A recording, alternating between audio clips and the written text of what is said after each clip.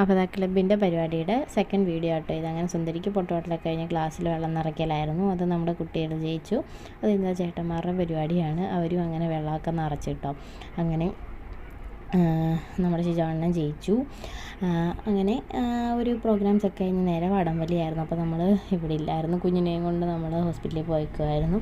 അങ്ങനെ അവർ ഡാൻസൊക്കെ കളിച്ച് എൻജോയ് ചെയ്ത് ഞങ്ങൾ നേരെ അങ്ങ് ഇപ്പോൾ വേറെ ആരും വടംവലിയുടെ വീഡിയോ ഒന്നും എടുത്തില്ല. അങ്ങനെ പെണ്ണുങ്ങളൊരു ടീം ആണുങ്ങളൊരു ടീം അങ്ങനെ കേട്ടോ.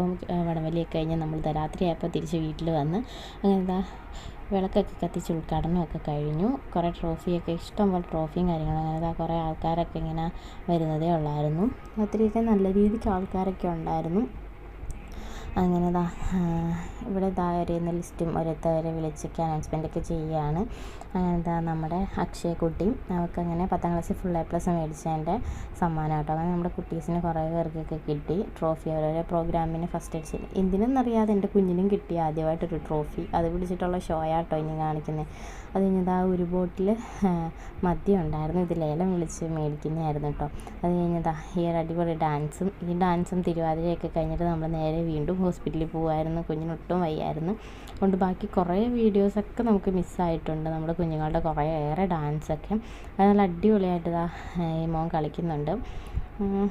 അങ്ങനെ നല്ല അടിപൊളിയായിട്ട് നിങ്ങൾക്ക് തന്നെ കാണുമ്പോഴറിയാമല്ലോ എന്തുമാത്രം നല്ല രീതിയിൽ വഴങ്ങിയൊക്കെയാണ് കളിക്കുന്നതെന്നൊക്കെ.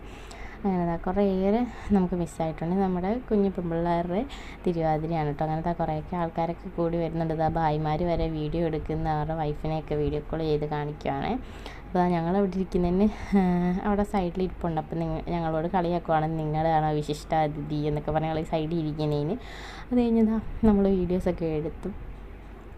കുറച്ച് സമയം ഡാൻസൊക്കെ കണ്ട് അതുവരെ കുഞ്ഞ് നിർബന്ധമായിരുന്നു. ഇച്ചിരി സമയമൊക്കെ നമ്മൾ പിടിച്ച് നിർത്തി അങ്ങനെ ഇരുത്തി ഇതൊക്കെ കണ്ടുകൊണ്ടിങ്ങനെ ഇരുന്നു.